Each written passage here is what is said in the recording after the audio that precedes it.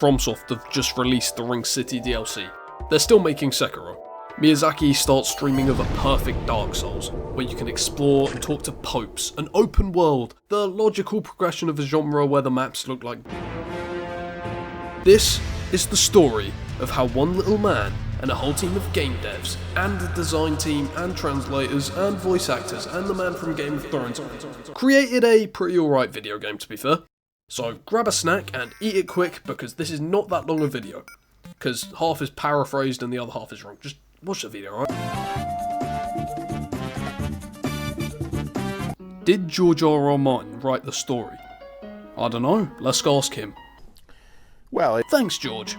He sort of wrote the main setup and incest, and then Miyazaki did all the rest. Character descriptions, item dialogue, the works. That same golden year of 2017, full production kicked off. They were still making Sekiro, so Miyazaki couldn't fully direct both games. To make the game work, they did a thing called a co-director structure, where Michael Zaki could oversee both, then Yui Tanimura could co-direct Elden Ring. Yui is the guy who directed Dark Souls 2. Dark Souls 2 is a video game. They gave us power stancing!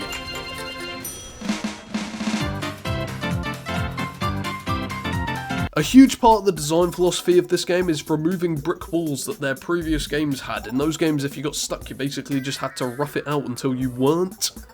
But open world non-linear design means if you get stuck, you can just go and do something else. Stuck on Margit?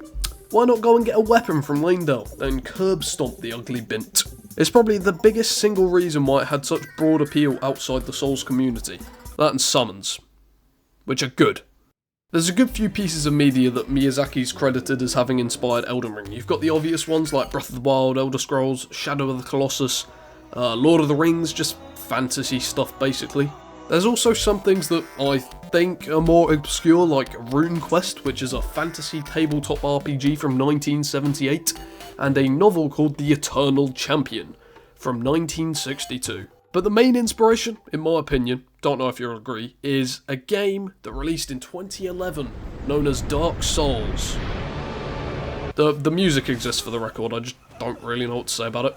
Mog theme's good. In March 2019, Sekiro finally came out.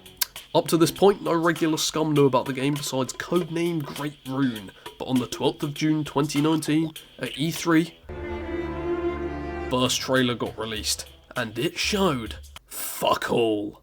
But it didn't matter, because it had shown people that a game called Elden Ring existed. So thanks to the fact that FromSoft were no longer overstretched making two games at once, you'd think that Elden Ring's development would finally ramp up. Good evening. The corona... Yeah, this massively hindered its development because they had to make a game remotely. So no new trailers came out for a long while. This was probably the ideal time for main development, so it probably wasn't great.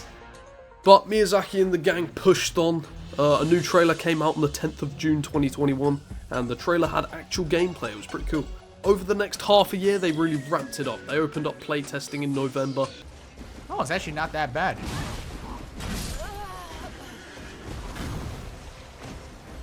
Well, a new story trailer came out on the 10th of December. The game had a scheduled release on the 21st of January 2022. So on the 25th of February 2022, the game released. The reception?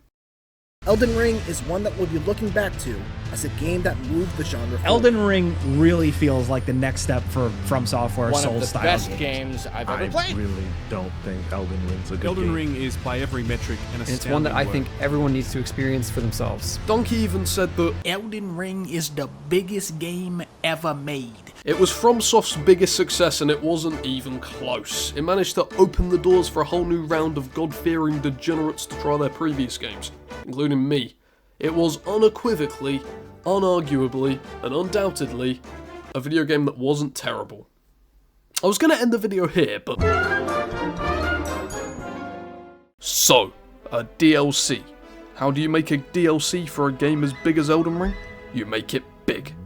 Miyazaki said the team started discussing ideas for a DLC near the end of the base game's development. Some ideas they had for the base game just wouldn't fit, so they just set them aside.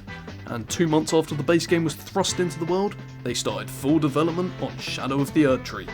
They basically treated it as a sequel, and you can see it. The average playthrough took about 20 hours. There's places up here, and down there, and up there, and in this cave, and out of this cave, and you go down in this place, and there's a big hippo who wants to bite off your knees. It's basically the size of one of their older games, like Dark Souls 3 or something. It's mental. And to make the thing stand out, they tried to make the world more complex, instead of just having a big field with stuff around it. All the areas are kind of stacked on top of each other, which is why you had a migraine the first time you tried to get the map for this area, because the specs put it down here. They also added a progression system inspired by Sekiro, where you collect little rotten orange slices to up your attack power. Otherwise you won't really have a reason to explore, since your guy can already shoot frost lasers and nuke enemies with a greatsword. It's a bloody brilliant DLC, one of the best, and luckily they remembered to balance it a few weeks after it released. Now it's super fair.